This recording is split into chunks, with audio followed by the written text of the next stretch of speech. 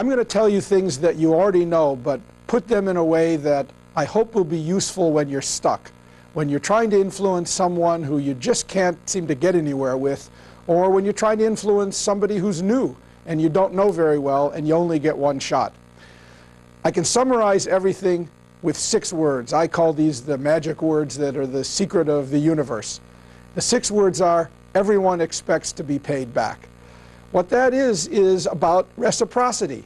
The world works on reciprocity. That's the glue that holds people together. People do things and they expect that somehow or other, in some way, in some form, they're going to get some kind of return. People let themselves be influenced because they see some benefit. What the benefit is, that's a different question.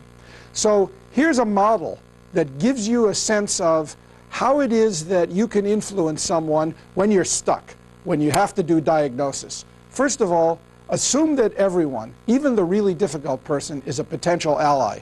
What I mean by that is that everyone could be an ally if you can figure out what it is they're interested in, so you have something eventually to trade. And if you assume they're an ally, then you don't write them off and call them a jerk just because they're not cooperating.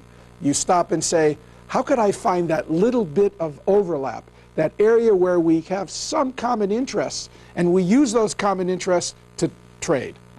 The second thing is obvious, and yet we see people all the time not doing it. Clarify your goals and priorities. Don't come with a laundry list, laying it on people of all the things you want. And don't bring your personal agenda into the particular work request you've got. Now, the next thing is a little complicated. If you don't know the other person, and you're not sure what's likely to be important to them, you can actually diagnose the world they live in. You can look at their job. What do they have to do? You can see, what does their boss expect? You can look at how they're measured and rewarded. You can look at the way in which their peers press on them, the culture of the organization. You could even look at their educational background and decide if that gives you some cues. You don't want to stereotype. You don't want to have people pigeonholed, but you'd like to have a rolling start on the forces acting on them which are likely to cause them behave in certain ways. And you can do that even if you don't know their personality. If you happen to know their personality, what they deeply value, that's great. But if you don't, you can still do a lot of diagnosis. You use all of that, plus what they say, to identify what I call their currencies, the things they value. Currencies are a metaphor for things that are important. And you look at those currencies and say, what are they? What does that person care about? Is it about inspiration? Is it about making the task easier or harder, more challenge? Is it about their position in the organization? Is it about their relationships? What are the things they really care about? If you understand that, you can then ask, what do I control? Which of those could I pay in? And you can literally give some of that in order to get what you like. The problem is, if you have a bad relationship, you might have to stop and deal with that first. So that would be the next stage. Think about, how good is the relationship?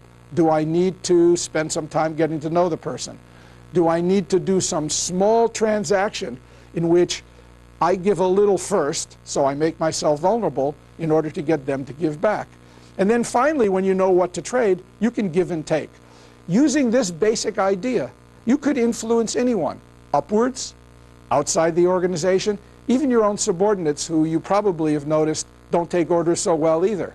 But if you can think about what's important to people, that'll let you know what you might do for them in order to get them to cooperate with you.